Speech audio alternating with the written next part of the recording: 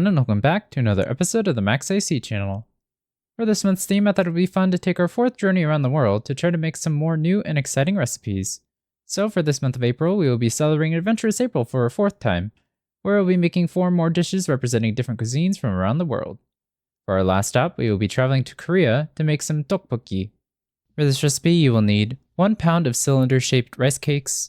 You can typically find these in the store frozen, but if you wish to make it from scratch, you will need 2 cups of short grain rice flour, which you can make from scratch by soaking short grain rice overnight and then grinding it in a food processor, but that's a lot of work, so I recommend just buying it from the store.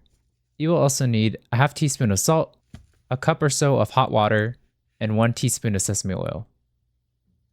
Then, for the rest of the recipe, you will need 2 to 3 cups of stock. Any type should work, but if you want to make the traditional seafood stock, you will need 4 cups of water, some anchovies, and 1 6x8 inch dried kelp or kombu piece. Or you can just use some dashi powder to mimic the seafood flavor.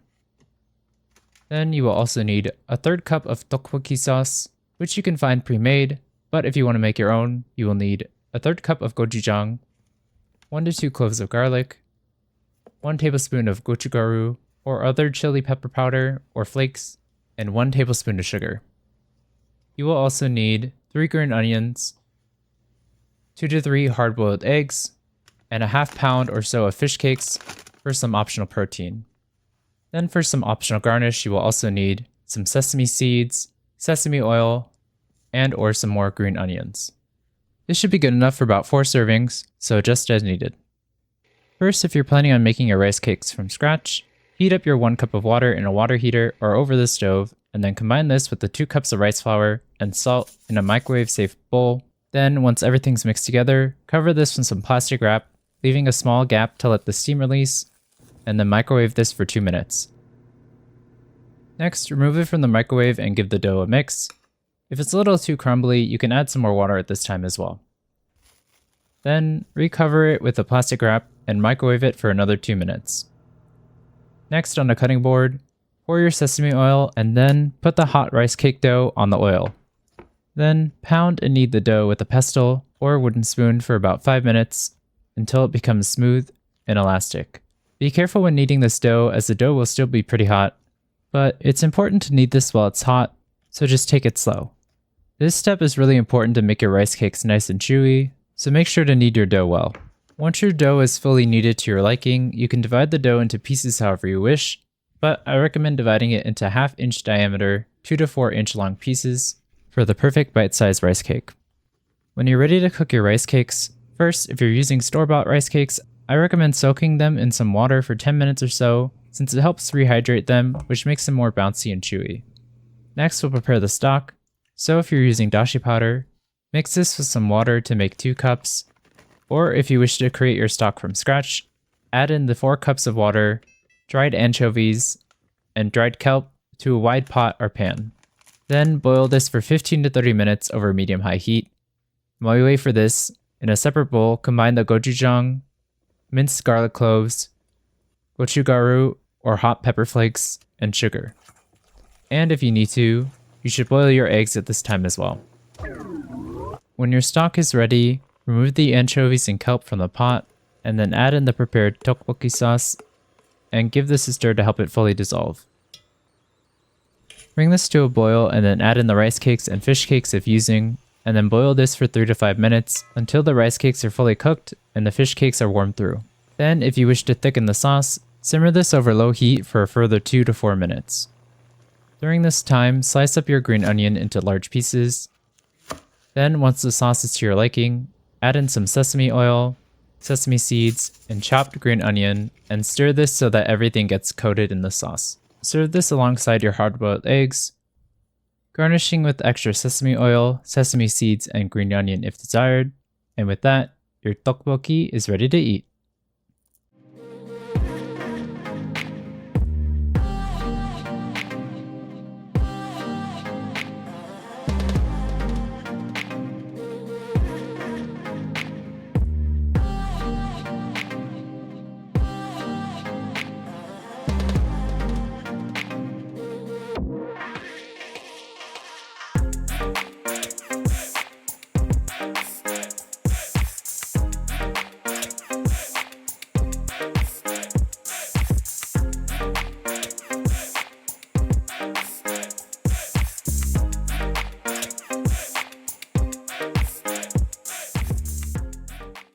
For our last adventurous recipe, I've been wanting to make tteokbokki for a while now, but I had decided to replace it at the last minute for the past few months. Despite it being relatively cheap to make, and also meatless, I thought it would be fun to save this Korean dish for a trip around the world. Tteokbokki, or simmered rice cakes, are a popular Korean street food that dates back to the 19th century, where it used to be made as part of Korean royal court cuisine. But the modern version of this dish, made with gochujang instead of soy sauce, is believed to have first appeared in 1953, when a woman named Ma Bokrim discovered it when she accidentally dropped rice cakes into some gochujang sauce while running her restaurant. This spicier version of the dish quickly surpassed the original in popularity and is now considered the definitive version. Normally, I'd recommend just buying ingredients like rice cakes from the store, since similar to pasta, it's definitely a lot of work to make from scratch, but I've found rice cakes to be surprisingly very difficult to find in the store, which has also been part of the delay on this recipe coming now instead of earlier. So I thought I'd include the recipe to make them from scratch in this recipe as well. The good thing about making your own is that you can make a whole bunch of rice cakes at once and then freeze some to use for later. Then you just use them as you would with the frozen store-bought version.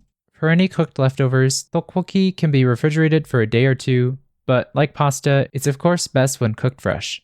When reheating, I recommend adding a splash of water to it before just microwaving it for a few minutes until warmed through. But of course, I recommend just making it fresh every time. Typically, tteokbokki is made with fish cakes, but you are welcome to adjust this to any type of protein you like, such as other seafood, or chicken, or even sirloin. And you can also add some cheese on top if you want to make your tteokbokki extra creamy. But regardless of if you make your tteokbokki plain with just rice cakes, or go super fancy with sirloin and cheese, this spicy filling dish will be a great way to enjoy Korean street food without the hassle of traveling all the way to Asia. Anyway, I hope you all enjoyed the video. In the comments below, let me know how it went if you decided to make it, and let me know if you have any questions or if there's anything you want to make next. Like this video, share with your friends and family, and subscribe to or follow this channel for more episodes of the Max AC channel. And remember, if you want to stay cool in the kitchen, turn your AC to the max and watch the Max AC channel. Be careful when kneading this dough, as the dough will still be pretty hot,